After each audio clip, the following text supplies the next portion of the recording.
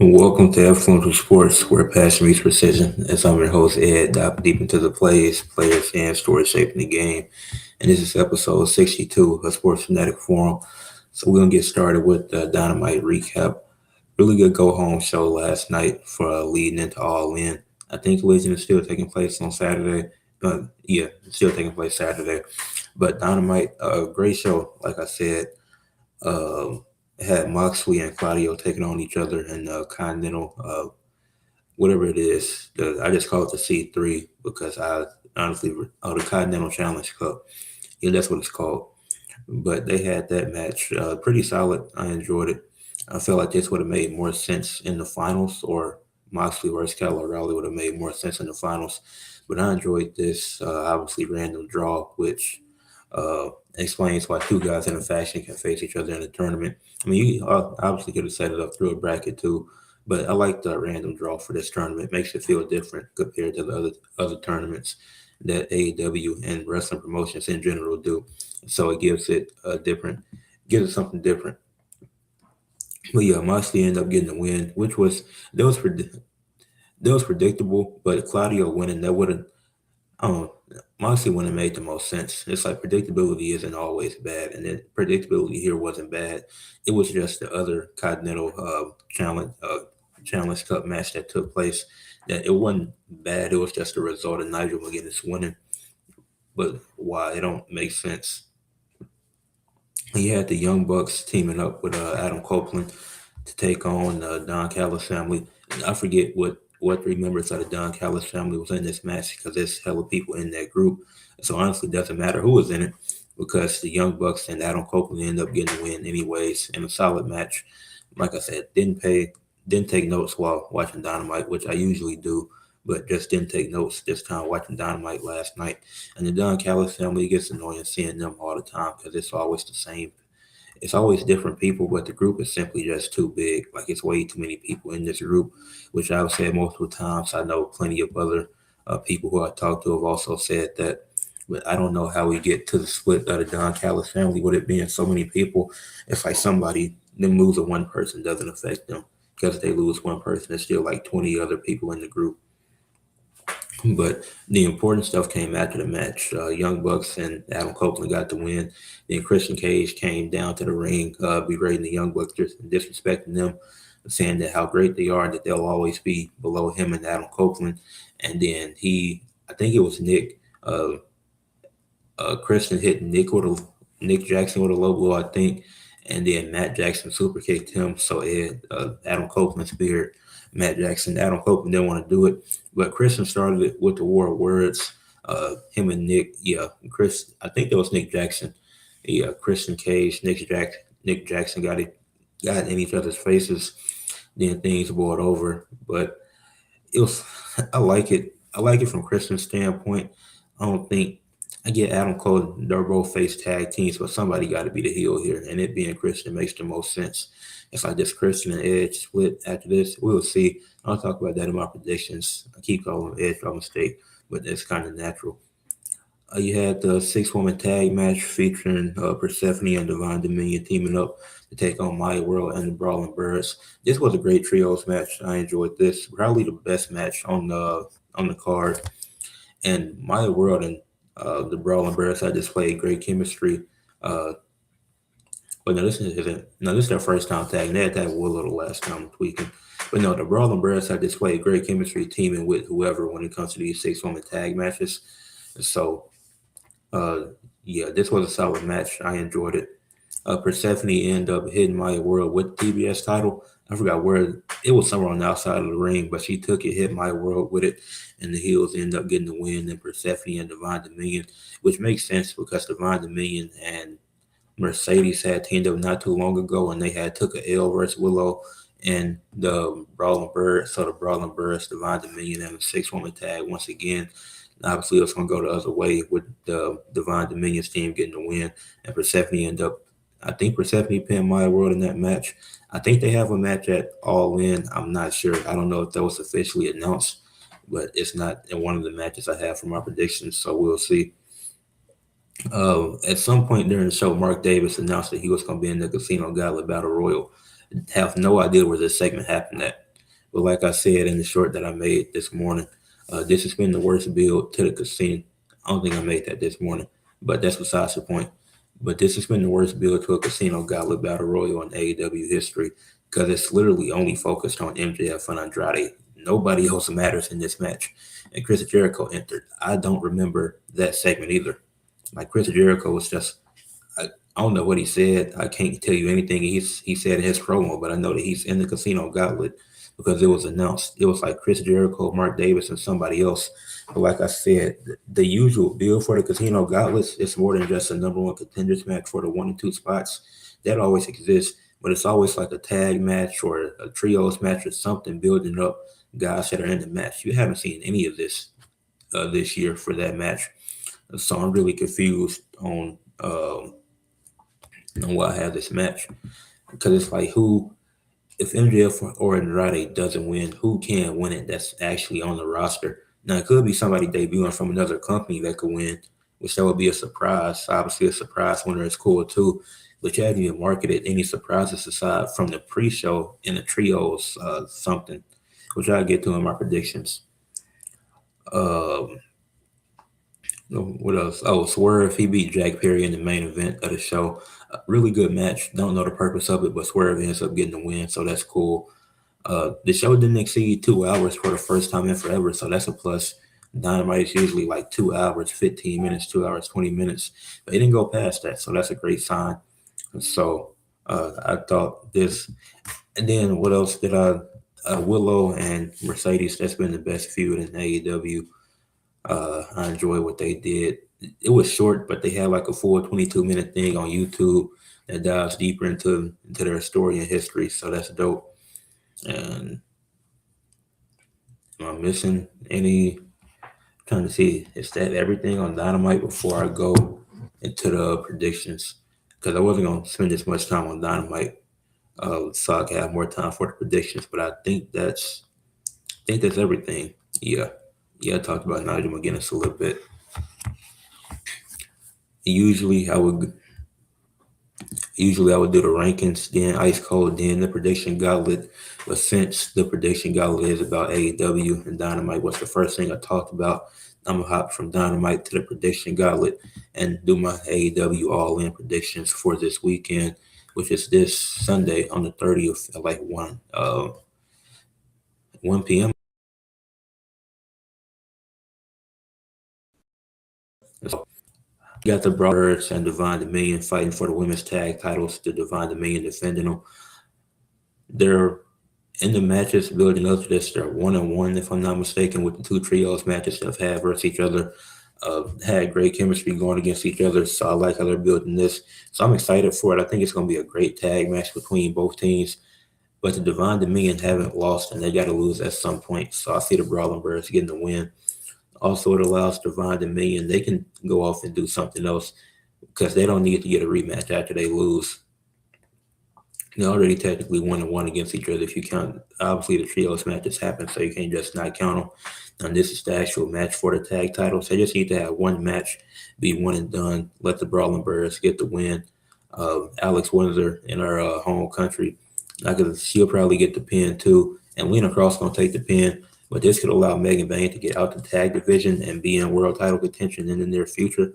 It don't got to be instantly, depending on the results of the Mercedes and Willow match, but just in the future in general. In 2027, she could be in that world title scene in the women's division, breaking away from this. Maybe even Lena Cross too, or maybe Penelope Ford comes back and she teams with Lena Cross, and all of them are still cool with each other. And now you just had this dominant trio.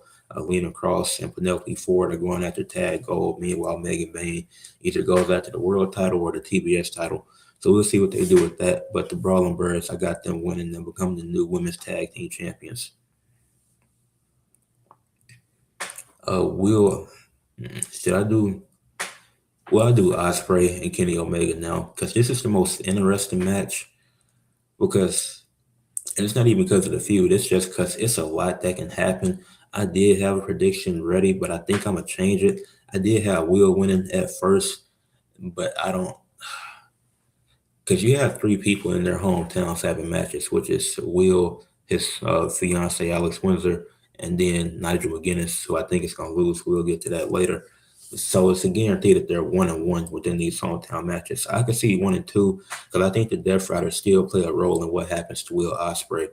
So I do think John Moxley or somebody in the Death Riders interferes and prevents Ospreay from winning. And maybe he gets another shot at the title at All Out and sometime down the line and ends up winning. But I don't see him getting his moment at Wembley this year. Because I was thinking about it, I was like, they're not just going to abandon this Death Rider story. Like, it's not over from what they, I forget what their last segment was. No, the last segment they had saw Osprey as Osprey was entering the building, and then he gave a mean back elbow to Daniel Garcia, and they end up having the match. But that's not the end of it. Like, the Death Riders are still going to play a pivotal role in what happens in Osprey's um, storyline going forward. So I see some, whether it's Moxley or somebody or the Death Riders in general, I think they cost him, and Kenny Omega retains the AEW World Championship. And Kenny Omega might as well transition to a heel, not because he's getting the help, but because the way he's been talking in these promos recently is giving a heel vibe. So you might as well just turn him heel at this point, because this isn't something that a face, this isn't something the babyface champion will or should be saying unless they were facing a heel who was talking crazy to them. Osprey isn't a heel, and he's not talking that crazy. So I think, and then I don't see both world champions. I want to see both world championships changing hands because I'm gonna go into the next, into the other world championship match, which is Mercedes Moné taking on Willow Nightingale for the women's world championship. As I stated, I think this should be the main event. This has been the best feud. It's had the best build up. They've done an excellent job with this. The segments have been great. The segments have been great. The promos have been great. The matches that they've had against the six-woman tag match they had against each other was a really good match as well. So it's like everything about this is great. It's not a bad thing within this feud. And I haven't said that about a lot of feuds and wrestling in general because it's usually something, even if a feud is great, it's something bad you can point out. I can't point out anything bad in this feud. Now, originally, I did want Tekla to retain the title versus Willow and see them do heel versus heel and Tekla versus Mercedes. But I'm actually happy they went this route with Willow because they've been doing a great job building this. But I do see Mercedes winning. She's had shots previously for the world title, specifically last year at All In, and wasn't able to get it done. I think this is when she gets it done. She doesn't have all the belts anymore. It's the perfect time for her to become champion. She's a heel. Obviously, the crowd is going to be pissed. They're going to be heated. But this is a good type of heat that you want. It's not go away heat. So Mercedes, she has to get the win. She's having a good reign for this month that she's had it. Willow will get another reign down the line. She'll get another reign probably 2028. Don't see her getting it back in 2027, but 2028, I can see her being champion again, having a longer reign, and even this reign isn't bad. Even though it's going to be short, which I hate, I don't think it's a bad reign. It's just a short one. She'll have a much longer reign within the coming years, and she'll probably win the title multiple times. Maybe she wins it more than twice. So we'll see. Um, you got Christian Cage and Adam Copeland defending the AEW tag titles versus the Young Bucks. With the rumors of where the New Day could be placed in this card, that changes things a lot because before the rumors started circulating of them going to AEW around this time, it was like the Young Bucks were guaranteed to win because everybody wants to see Young Bucks New Day, and Young Bucks New Day want to have a match. But the New Day could be potentially debuting in the trios match, in the trios, whatever it is on the pre-show, on the buy-in. And so that could be, and then they could be getting trios going as soon as they walk into AEW. So it's no reason for the Young Bucks to win because that match had to happen down the line. So I think Christian Cage and Adam Copeland end up retaining. And then maybe this isn't the only match they have. Maybe they have a trilogy of matches, but I see Christian Cage doing something dirty or underhanded to secure them to win, and Adam Copeland not rocking with it, then that leads to them doing a trilogy of matches. Then the Young Bucks eventually win the titles. They win the titles the second match they have and do the third match to end the feud to solidify who is better, and the Young Bucks win there. So I think Christian and I think CNC win. I think they retain the titles, but I see the Young Bucks winning the feud. Don't think this is their only match because, like I said, and I might as well talk about that trios battle royal thing that they're doing. I don't know the actual name of it, but I think the New Day debuts in this along with Swerve Strickland. Because Swerve, he's telling Heyman that he's coming after him. He's telling him to watch out. So Swerve is gonna bring in some people with him because it's a wild card team. It's gonna be Swerve and the New Day most likely, and the Battle Royal or whatever is featuring the Bang Bang Gang, the Dogs, the Demand, the Death Riders, the Conglomeration, and obviously the Trios champs of Heyman and Brodito. So this is gonna be really chaotic. It could be super fun. It also could be really bad. Uh, Hoping it's really fun. I do think it can be that. That's really what I want it to be, but we'll see. But like I said, I got the New Day and Swerve winning.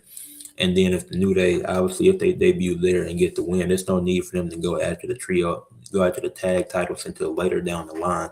I think it like lose the trios titles immediately, not like as soon as they, well, not immediately, but they can have the trios titles for however long, maybe like 7 months, and then as soon as they lose it, they could be going after the tag titles, where it could go after the world title, and they don't even got to split. If they want to keep the trios teams going, it could be just like how they were in WWE. You got one guy who's the head of the snake and Swerve. He's the world champion. Then you got the New Day who's going after tag gold. Because at this point in New Day's career, neither one of them are really looking for singles gold. They still could get it. Like Woods being a mid card champ would be cool, but he don't need it at this point. Excuse me. Um, we got two more matches to cover. No, three more matches. The men's Casino Gala Battle Royal. It's down to three people. The obvious two is MJF and Andrade because that's who the match is centered around. An oddball, a curveball I would throw in there is Sheamus. Maybe Sheamus debuts at AEW. He's a surprise entrant in the Casino Gauntlet. There's always one surprise entrance in the Casino Gauntlet Battle Royal. So I'm predicting that's gonna be Sheamus. Maybe he doesn't win, but I do think it would be dope if he won. So I'm gonna predict either Sheamus or MJF. I'm gonna narrow it down to two because Andrade is national champion, and I don't need more double champions. So we're gonna narrow it down to either MJF or Sheamus. That is my picks for the Casino Gauntlet, which is I know it's pretty basic because it's like MJF just won it. I don't want him to win it again, but they're not building this around anybody else aside from MJF and Andrade. And I don't want to go Andrade because I hate champions facing other champions. It's like you have a championship to defend yourself. You got Kevin Knight taking on Darby Allin for defending his TNT championship versus Darby Allin. So false count anywhere's match. A lot of people think Darby is going to win.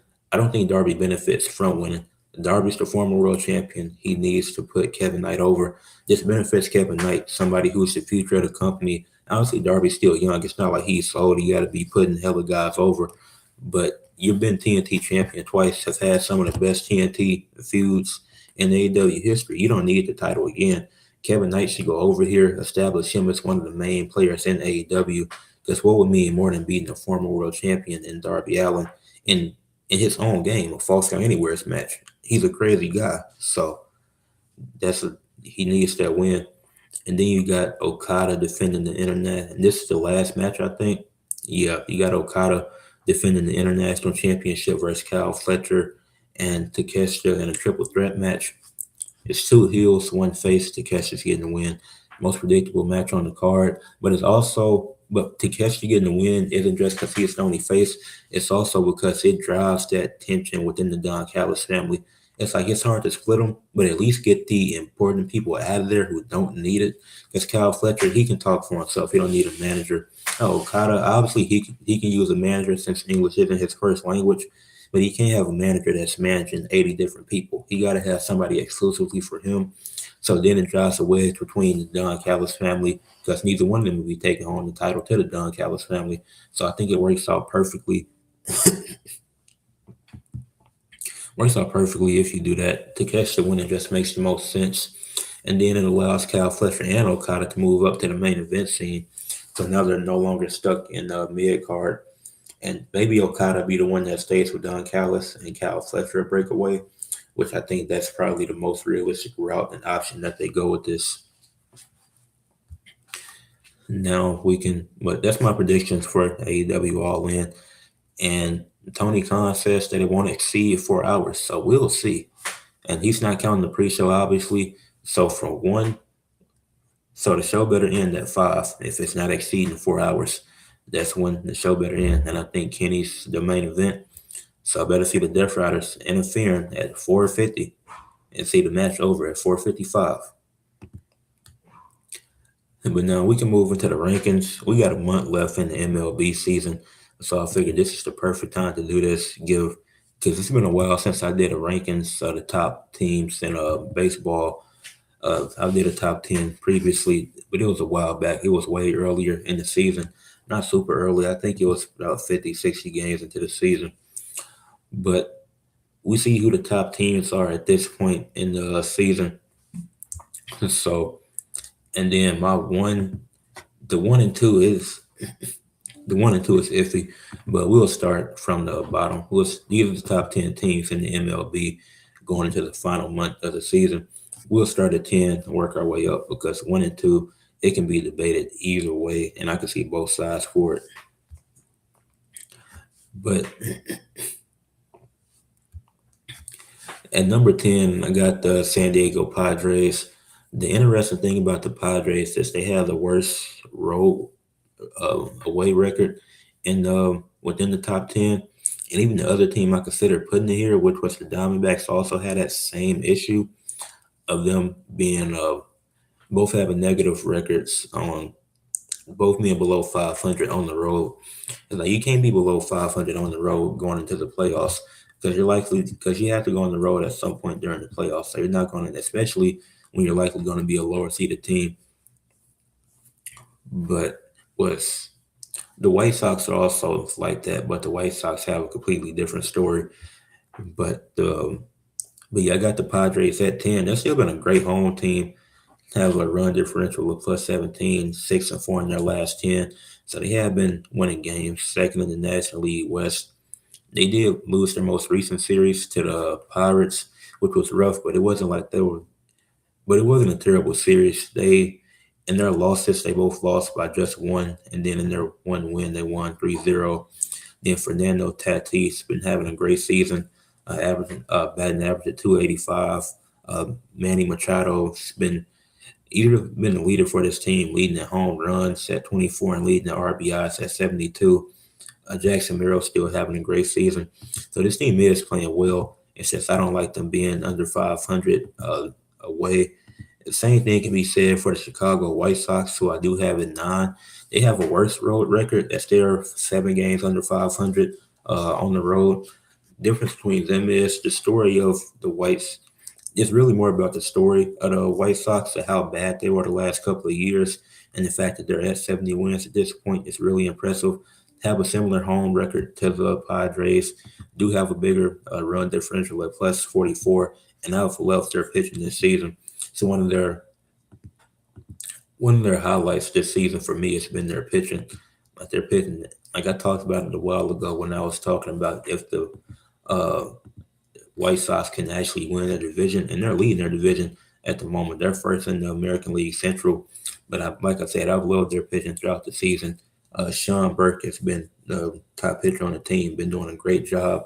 3.32 ERA, 161 strikeouts. Obviously, Anthony Kay is leading the team in wins with 9, doing his thing there. Davis Martin has also been having a really good season, who I spoke highly of when the last time I talked about the White Sox. So one of their highlights for me has been their pitching this season. Obviously, they've had a great rise, something unprecedented that we haven't seen much in the MLB recently, but they've been phenomenal. At number 8, I got the Philadelphia Phillies. This is a really good team. They're 8-2 in their last 10 games, getting hot at the right time. 14 games over 500. Now they do play in a really tough division as they're 74-60, but second in the National League East. So they're doing all that they can. But Brandon Marsh's been leading in batting average at 272. Kyle Schwarber's had a great might be an understatement, but he's been amazing. 40 home runs, 81 RBIs. Then Bryce Harper and Trey Turner also been really good this season. Excuse me. Then Christopher Sanchez has been their leading pitcher this year. It's been great for them. So the Phillies, like I said, second in the National League East, but this has been a great season for this team. So it's just not much more you can do having 74 wins and being second in your division at this point.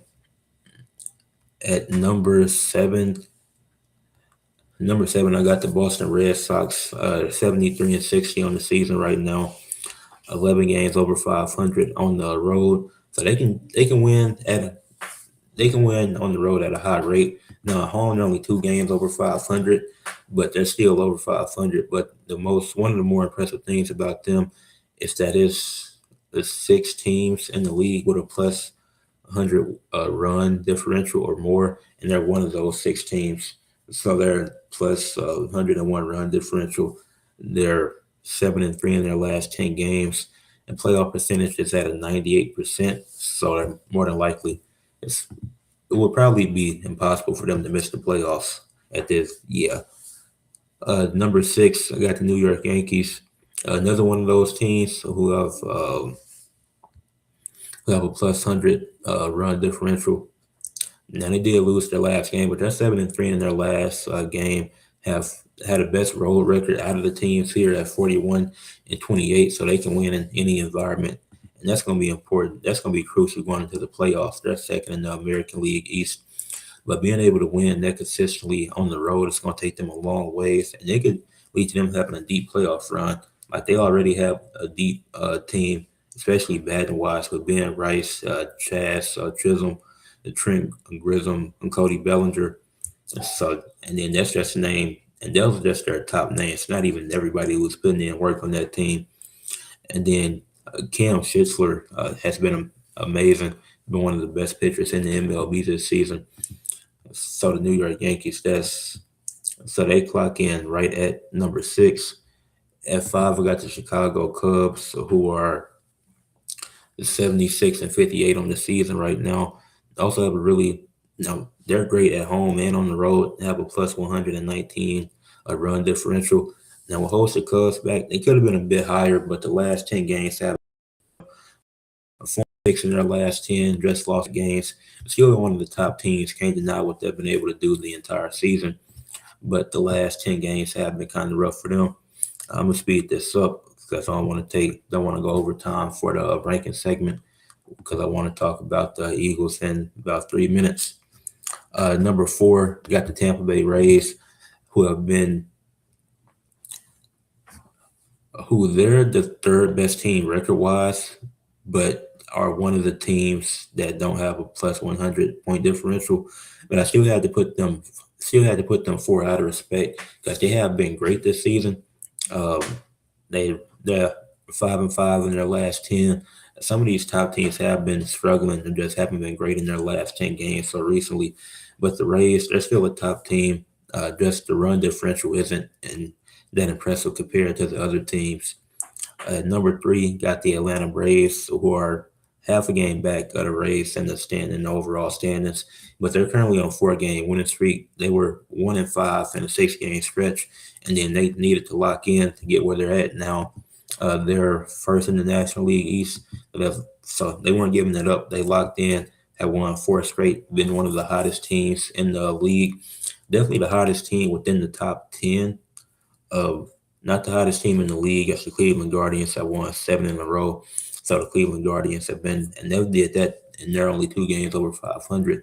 But the Guardians, they've been the hottest team in the MLB. So got to give them credit for that. But yeah, the Braves have been the second hottest team in the league, winning 4 straight games. Now the final 2 gets a bit iffy because one team has the better record, but one team has the better talent. But based off what's happened recently, at 2 I'm gonna go with the Dodgers. So 1 I'm gonna go with the Brewers. But the reason why it's a toss up is because the Dodgers had the most talent in the league. They're the most stacked team. They're looking to three-peat. They have lost 3 straight, and then they have been cold like the last 2 weeks. But them being cold, they're still one of the 2 teams with 80+ wins in the season. They lost 3 straight, like I said. The Brewers have won back to back, but they only had 1 more win in their last 10 games compared to the Dodgers. But the Dodgers are still the most talented team. I think when it comes to gearing up for a playoff run, they have the most talent. They're the most prepared. I don't see anybody stopping the Dodgers come playoff time. But for now, I'll say the Brewers are the better team. Not obviously based off of record, they're better by 3 games, but also they've just been hot lately and haven't done much losing. So, but it's honestly a toss-up. Like I said, the Dodgers have a lot of talent, and it's going to be the Dodgers. They're likely going to three-peat. I would be surprised if they didn't three-peat. But yeah, so those are my top 10 teams in the MLB as we are for the final month of the MLB season. Now for ice cold, the Eagles have won. Well, they haven't won a preseason game at all, which I guess it don't really matter. I don't know when people started putting value into preseason.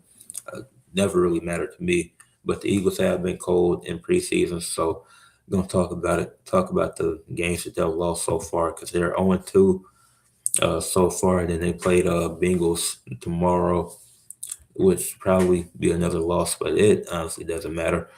The first game was a loss to the Ravens, 24-7. Like I said, this doesn't really matter because it's preseason, but I might as well talk about it since I don't want to do the same rotation of every ice cold throughout the all season. It's either MLB or WNBA since it's the preseason for the NFL. Now college football is back. Got college volleyball, so there'll be other things that can get covered now because the ice cold and impact stat has constantly been either WNBA or MLB since it's been all season for a lot of sports. But now those sports are coming back, so getting into a groove of things, and then the impact stat is going to be something different too, something that we didn't cover on Tuesday's pod. But the first game the Eagles played was against the Ravens in preseason. Like I said, the Eagles didn't score until the fourth quarter. They gave up 24 points in this game, lost 24-7, and then scored a touchdown until the fourth quarter, which came from Cole Payton, who threw a touchdown to some dude that name starts with an E. And apparently we have Hollywood Brown on our team. Didn't realize that. Don't remember us signing Hollywood Brown. But Hollywood Brown had one catch for 4 yards in this game. He also had one target, so he didn't play much. But quarterback wise, overall went 13 of 25, had 83 yards. Our quarterbacks averaged 3.7 yards per pass attempt and per completion, and finished with one touchdown. I only finished with one sack, which I guess is great. But that one sack came from Tanner McKee, who took a 9-yard sack. So that's unfortunate. So this preseason can't really put too much value into it. But when your leading rusher is Cole Payton, even in preseason, that's pretty embarrassing. Cole Payton had 3 carries for 45 yards, 15 yards per carry. Great for him, but Will Shipley, you got to do better. Will Shipley, Tank Bigsby, it's like y'all got to do better. Like Tank Bigsby, I get that he had 2 carries, but 2 carries for 5 yards isn't going to cut it. Then Will Shipley having 7 carries for 22 yards. It's like you got to get at least 30.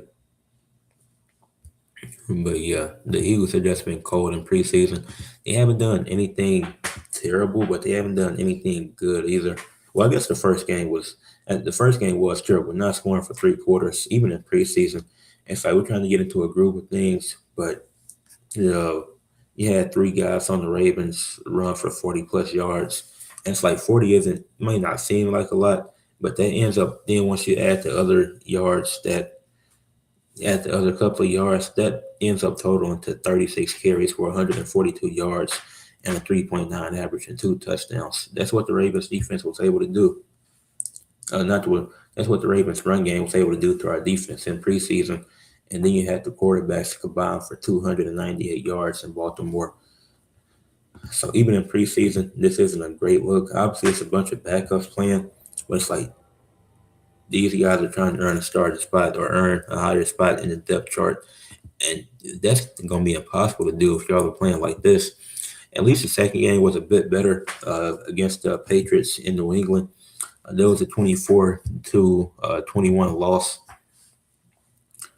Did score in the scored in the second quarter and the fourth quarter, which that was actually the case for the Patriots and Eagles. Neither team scored in the first or third quarters, but both teams scored in the second and fourth quarters, which is really interesting. I don't know how that works, but once again, got outplayed by the opposing team's quarterbacks.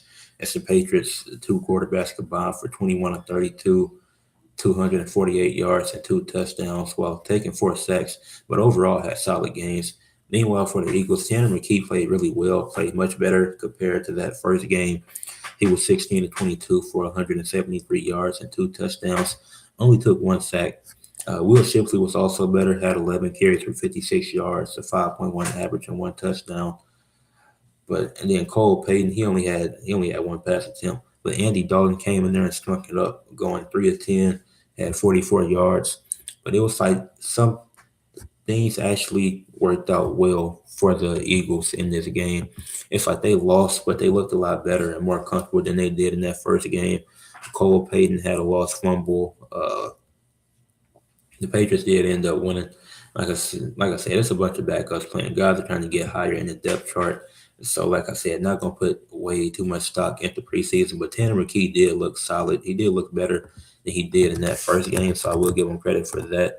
Um, Nobody else gets. Well, Will Shipley gets credit too because he improved. He improved and did what he needed to. So and then obviously he's going into his second season, so I don't know how much he's going to see the field. Obviously with Barkley being there, he'll get it. He'll see the field in like special packages, stuff like that. But it's not obviously it's not going to be starting until Barkley ends up retiring or just goes to a new destination. But hopefully that's not anytime soon. But yeah, and then just to cover some more stuff about the Eagles before we move on to the next thing. Uh, the training camp hasn't looked great either. Seeing the clips through training camp, it hasn't looked great at all. Uh, the joint practice with the Patriots didn't really go well. It's like AJ Brown and Jalen Hurts, they seem to be cool. I guess it's not. I guess it's no more beef, but the joint practice with the Patriots was pretty rough, especially for Jalen Hurts. And he ended up playing much better in the second joint practice they did because I think they did too. He was rough in the first one, but he ended up improving in the second one. I guess that's just the story of us throughout the all season. And then it was one really easy pick that he threw in the Eagles' overall practice. Devontae Smith had a bad drop, but apparently he was cooking them with DBs all day. But the only clip I saw was him having a really bad drop. So I don't know how to feel about that. But the training camp hasn't been great. It hasn't been terrible either. It's just been pretty mediocre. That's just been the story of the all season for the Eagles. Is it a concern going into the regular season? I don't think so. I think people are overreacting to preseason just because the Eagles were a good team last year and they lost AJ Brown. So it's like, why not overreact to what goes on in preseason? People do it to the good teams usually. The bad teams, it's like, and you kind of expect this, but I think it's a bunch of unnecessary overreactions to what's happening with the Eagles. I think they'll be fine. I still think we win the division. Don't I forget how many games we won last year, but I think we go 11-6 this year, win the division. And I'll have that video out tomorrow sometime. Don't know what time, but I'm gonna dive deeper into my NFL predictions to end the week. So we'll see where I have everybody else, but I do got the Eagles going 11-6 and finishing as the third seed in the NFC. But yeah, I think people are, like I said, it's a preseason training camp. It don't matter. It matters to an extent, but people are putting too much value in it. Like, does it allow you to get into the groove of things? Yeah, of course. It goes for any preseason or training camp for any sport. It's going to allow you to get into the groove of things. But if you mess up, is it a big deal? Not really. It's like Justin Herbert threw a 65-yard pass. I think it was 55 air yards, which is still really impressive. I think because I'm trying to see. I was really trying to figure that out. Like how many air yards was it? I think it was 55, and it was like it's a breakout year. It's like, come on, it's the preseason. Like, could it be a breakout year potentially? But based off of one preseason throw, I think that's kind of ridiculous.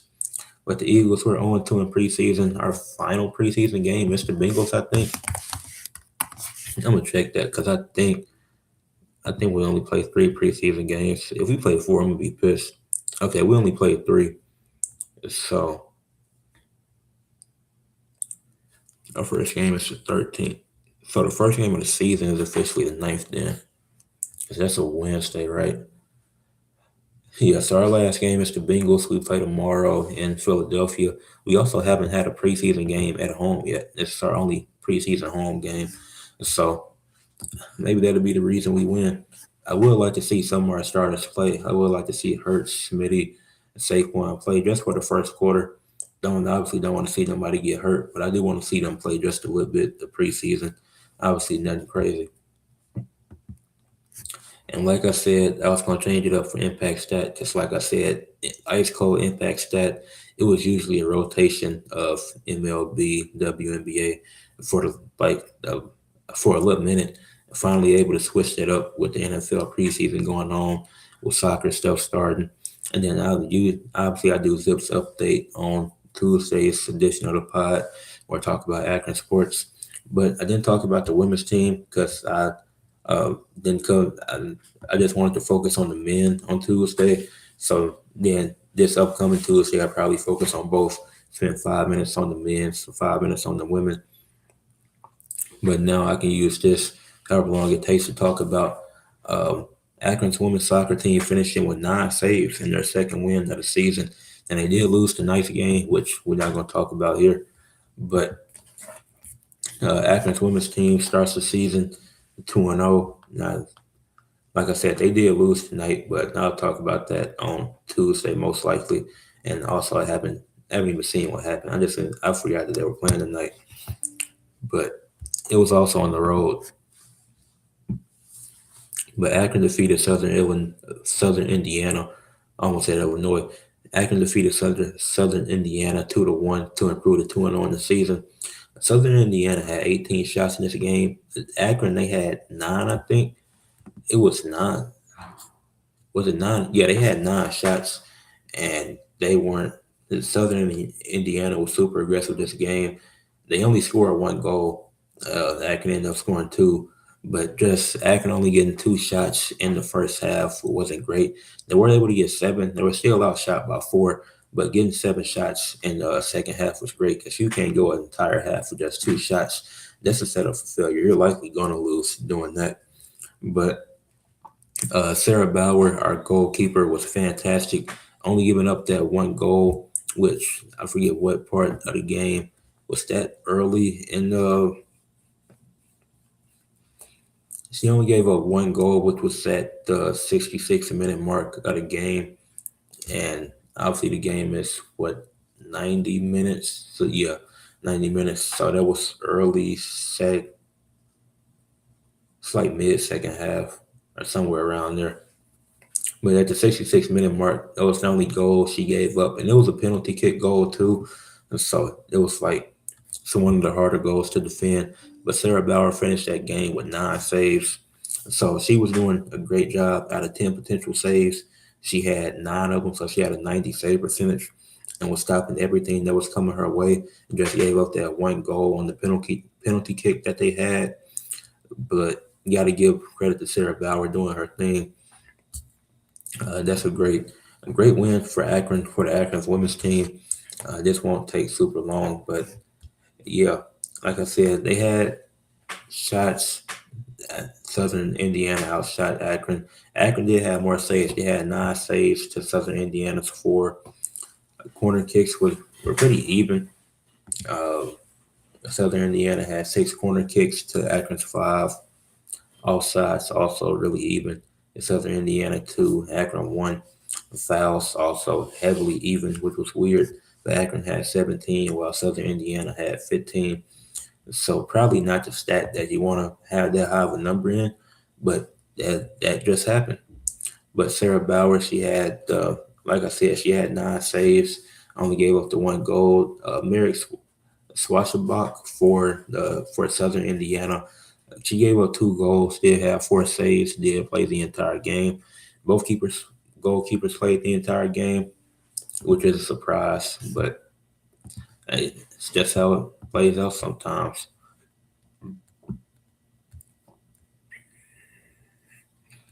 And then for Akron, the 2 that scored goals was Grace Shundle and Kaylee DeBond.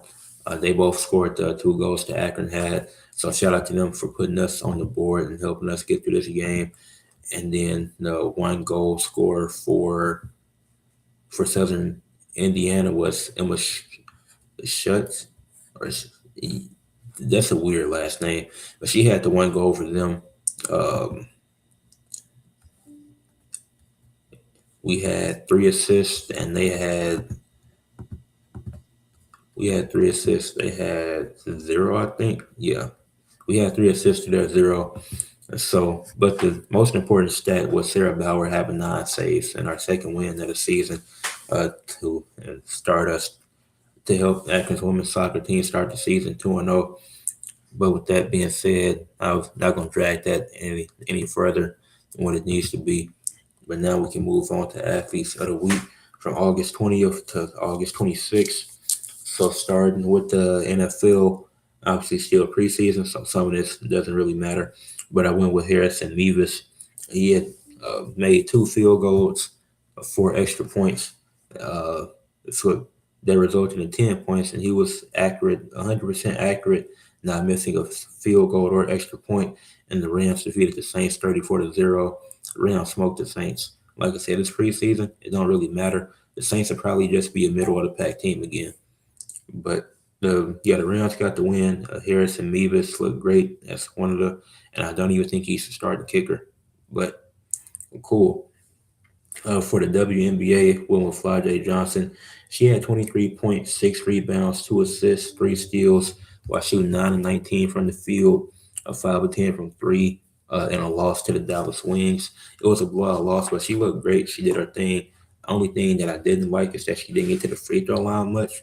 That's one thing she can improve on. Obviously, she's a rookie, but that's one thing she just has to improve on going into the future.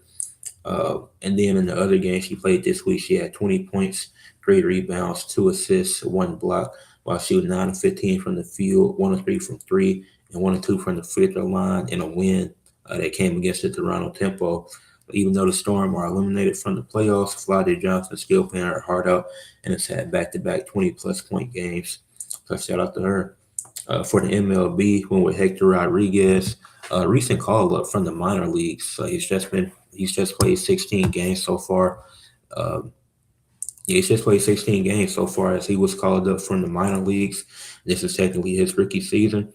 He had 5 runs, 8 hits, 3 home runs, and 3 RBIs. The Reds did go 2-3, but special story, and all 3 of his home runs were his first, or his only home runs of the season. Like I said, he's only played 16 games, and he's just getting called up to the MLB from the minor leagues. For WWE, when with Stephanie Valkyr had her return match versus Roxanne Perez. A great match, like I said. Crowd did them a disservice, but how they reacted throughout that match started was way better than what the crowd was, and how the crowd reacted to it. But that was a really good match. So shout out to Stephanie Valkyr.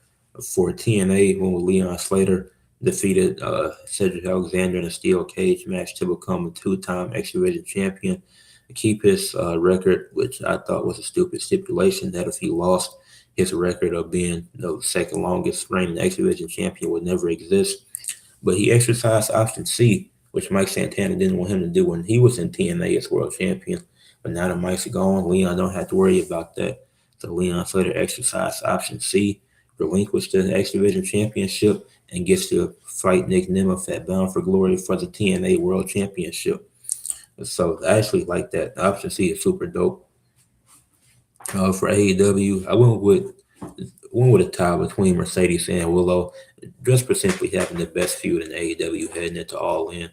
It's been a few times in wrestling over this decade where it's like the women are truly carrying this, and have the best story, and she'll be the main event.